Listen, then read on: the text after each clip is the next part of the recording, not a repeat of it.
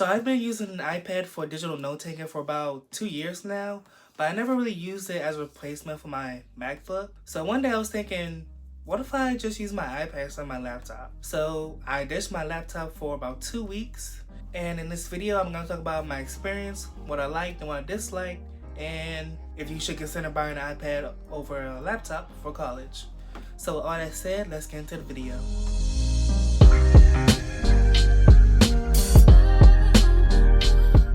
Hi everyone, my name is Sam. Welcome back to my channel, and happy holidays to everyone. So if you're new here, I make commentary videos, tech videos here and there, and some videos on my college experience. So if you're into all that, hit that subscribe button down below. Also, I made a TikTok page. I didn't upload anything yet, but still follow me anyways. I plan on making some videos here and there, so it'll be in the link down below. So I'm going to talk about which iPad I have and what accessories I use in this little experiment. So I have the iPad 4th generation. It's only the Wi-Fi model because I don't really use my iPad on the go, so I don't really need cellular service on it. And if I did need some, I could just use my hotspot for that. So that's why I got the Wi-Fi model. This is also 64 gigabytes because I have 50 gigs of iCloud storage, so I don't need that much onboard storage. If you don't use iCloud storage, I suggest you get the higher tier model. I think that one has 256 gigs. Or you can get the iPad Pro, which comes in at 128 gigs. Also, I have a keyboard. This is a Logitech keyboard. So type on this is pretty good. The keys are circular, but I didn't really have that much trouble typing on it. I also have the Apple Pencil, which I highly suggest that you get. And I also have a Microsoft mouse. It kind of looks like this. This is not the mouse I actually use.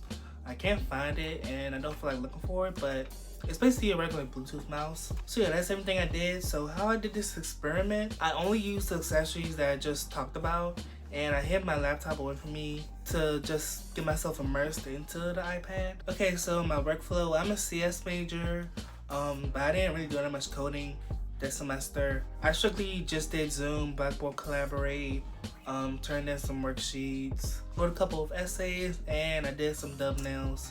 And I do all my thumbnails on my iPad. I'll make a part 2 of this video next semester where I try to code on my iPad, so stay tuned for that. So yeah, that's basically all I did on my iPad. So the good things that I like about it. So again, I've been using this iPad for like 2 years for note taking, and the experience is really great. I have a video on how I take notes. It'll be up in the cards above. It's a glass surface, so you have to become accustomed to like writing on a glass surface.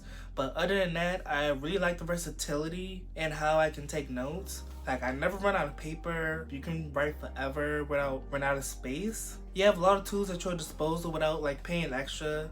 So you can have pens, markers, highlighters, pencils, all while using just this one writing utensil, which is pretty great. Also, most apps come with like a syncing feature, so you can like view your content on other devices. And that's another thing that I like about using the iPad, is that I can access my notes from my laptop or my phone if I don't have the iPad with me. Another great thing is that you don't have to print out worksheets to do. You can just edit them right on the iPad. And also, you don't have to worry about sending pictures of your worksheets to your professor. Edit the PDF on your iPad and just send it directly to the professor, which is like very convenient. Portability is really great. The iPad is really light, and the accessories are pretty light also, so all that stuff in your backpack is not gonna strain your back. Like, I really appreciate how portable this was. My laptop's not that big, but it's also like, but it is a little bit heavy, so not having to carry that is pretty great. And also, battery life for the most part is very good. I don't know what's with my laptop, but it dies only like 4 hours. So the iPad lasts about 9 to 10 hours. So you still have to charge it up before you go to sleep. But if you're very careful with how you use it, you could go 2 to 3 days without charging it, if you're very careful. Okay, the bad things about this experience is that it's kind of expensive. So my iPad was about $549, but I traded in some devices, so I only paid $50 for it. But if you only consider the base iPad, which is $329, and a good keyboard, which is about $50 to $100, a good mouse, which is like $20 to $30, and the Apple Pencils, which is $100, you'll be paying at least $500 to $600 just for this experience alone. With that money, you could probably just get a cheap Windows laptop and call it a day. And also, if you're a college student, you're probably broke, so you don't have that much money in the first place. I feel like that's one issue with having this setup. Okay, the next thing is software issues. There's no calculator on iPad. I don't know why Apple doesn't have a calculator on it. Apple, if you're watching this, please fix it. Also, I had a weird audio issue with Zoom.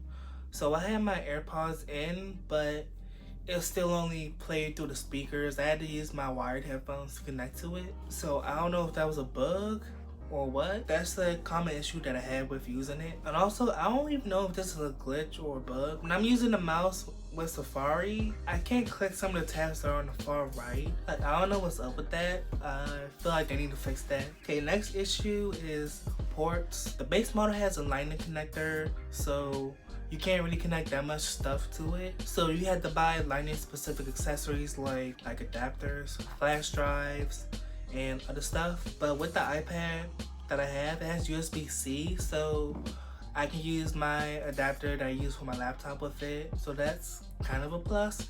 But also, the newer iPads don't have a headphone jack.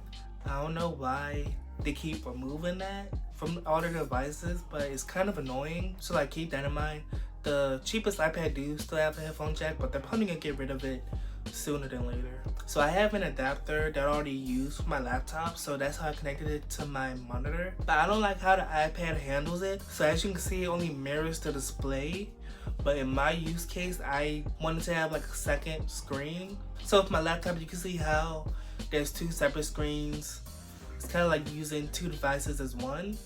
But with the iPad, it only mirrors the display, so it's not that helpful. Only a couple of apps use the monitor correctly. So yeah, that's another issue. I wish Apple gives us the option to have a second screen instead of mirror the display. Okay, next I'm going to talk about the keyboard and mouse experience. So Apple added mouse support like 1 or 2 years ago, and it works differently than you're used to. So when you're like trying to select objects like on the home screen, the cursor kind of goes away and highlights that object. It was a little bit weird at first, but you can get used to it. And the keyboard experience pretty similar to laptops. Like, I feel like the differences will come in when you're using like a different keyboard, or if you use the Magic Keyboard that Apple makes. But yeah, and also there's this one weird glitch where I was using 2 word windows. I was typing on one window, but when I try to type on the other one, it wouldn't work until I close it out and open it back up. I feel like that's a glitch, but it's been there for a while,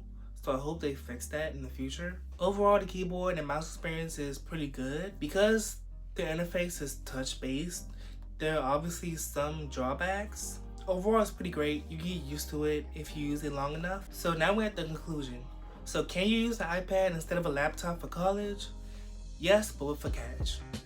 So if you only take notes, watch Netflix, and type up essays, then this is perfectly fine for you.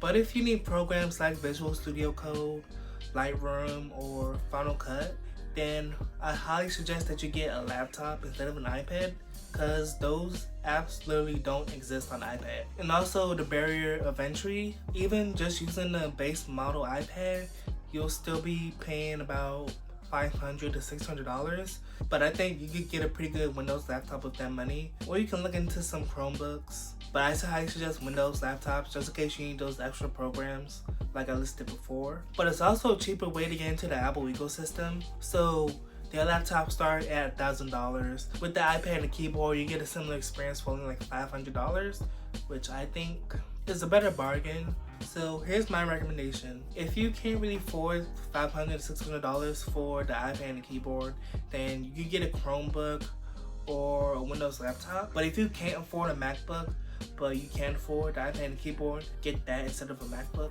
or a Windows laptop. But if you do have the money, you could still get a laptop and an iPad. So that's the setup that I work with, and I feel like it's pretty good. So that's it for this video, but before you leave, I do want to talk about my channel a little bit. So this is the last video I'm gonna upload this year. Yeah, college really put me through it this semester, so I didn't really upload that many videos.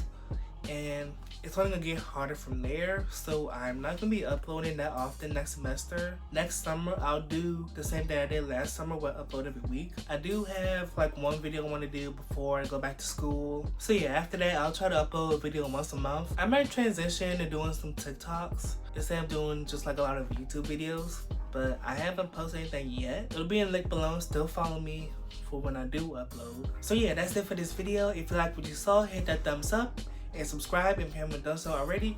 And yeah, happy holidays, and I'll see you in the New Year's.